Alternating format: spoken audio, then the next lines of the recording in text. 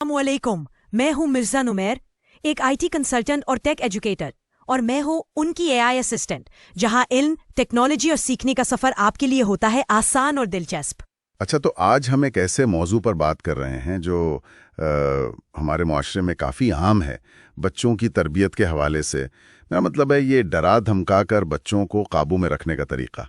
अक्सर लोग समझते हैं कि इससे डिसिप्लिन आता है। जी बिल्कुल, ये ख्याल तो आम है, लेकिन हमारे पास जो मवाद है आज, कुछ इक़्तिबासात और माहिरीन नफ्सियात के ख्यालात डर और बच्चों की तरबियत पर, वो इससे ज़रा मुख्तलिफ तस्वीर दिखाते हैं। तो आज हम कोशिश करेंगे कि इन ज़राए की रोशनी में समझें कि ये बच्चों को डराने के असल में नुकसानात क्या हो सकते हैं। ये वाकई अहम बात है। तो ठीक है, फिर देखते हैं कि ये ज़राए क्या कहते हैं। सबसे पहली बात जो इन तहरीरों में नज़र आती है और जो काफ़ी तशवीशनाक भी है, वो है बच्चों की नफ्सियाती सेहत पर असर। बिल्कुल, ज़राए बहुत वाज़ेह तौर पर बताते हैं कि ये जो बार बार का डर है ना, चाहे वो फर्जी भूत प्रेत का डर हो, या वो बाहर कोई पकड़ लेगा वाली बात, या कभी कभी तो वालिदैन का अपना गुस्सा ही इतना शदीद होता है कि बच्चा सहमा रहता है। ये सब चीज़ें बच्चे की जहनी नशोनुमा पर गहरा मनफी असर डाल सकते हैं। अच्छा जी, एक जगह तो ये भी जिक्र है कि कुछ वालिदैन अनजाने में खुद को ही बच्चों के लिए इतना बड़ा खौफ बना देते हैं, मतलब जैसे खुदा से डराना चाहिए। ये तो वाकई चौंका देने वाली बात है कि वालिदैन जो एक महफूज पनाहगाह होने चाहिए, वही खौफ का बायस बन जाएं। अच्छा, इन ज़राए में इसके तवील मुद्दती असरात यानी लॉन्ग टर्म इफ़ेक्ट्स क्या बताए गए हैं? क्या ये सिर्फ बचपन तक रहता है? नहीं, यही तो अहम नुक्ता है इन तहरीरों का।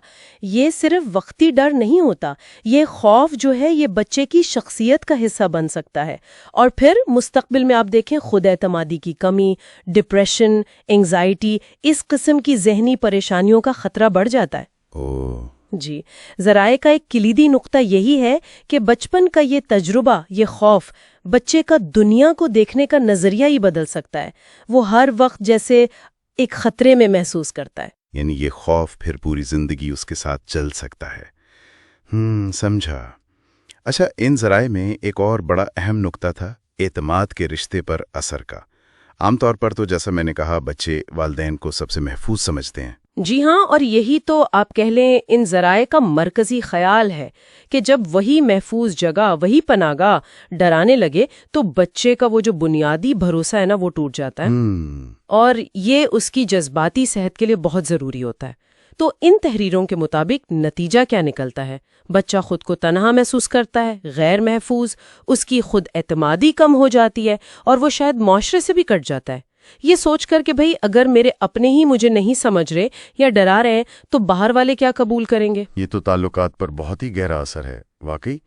और इसी से जुड़ी एक तीसरी बात भी इन ज़राए में है, वो है बच्चों में झूठ बोलने की आदत। ये बज़ाहिर तो अलग मसला लगता है, पर क्या ये भी इसी खौफ से जुड़ा है? गलती पर डर हो, सख्त सजा का, डांट का, तो बच्चा क्या करता है? वो सजा से बचने के लिए सच छुपाता है, झूठ बोलता है। बिल्कुल, ये तो मंतिकी लगता है। जी, और ज़राए ये निशानदही करते हैं कि ये आदत वक्ती तौर पर तो शायद बचा ले, लेकिन आगे चलकर उसकी पूरी शख्सियत, उसका अखलाकी रवैया, यहाँ तक कि दीनी मामलात में भी ये मनफी असर डाल सकती है। तो अगर हम इन तमाम बातों को जो इन ज़राए में हैं मिलाकर देखें, तो खुलासा ये बनता है कि बच्चों को डराकर काबू में रखने का तरीका जो शायद वक्ती तौर पर मौसर लगे, वो दरअसल उनकी नफ्सियात को, वालिदैन पर उनके एतमाद को और उनकी सच बोलने की अहलियत को तवील मुद्दत में नुकसान पहुंचा सकता है। बिल्कुल सही। ये तरीके शायद आसान लगें वालिदैन को, लेकिन इन तहरीरों की रोशनी में देखें तो इनके जो देर पार नुकसानात हैं वो कहीं ज्यादा संगीन हैं।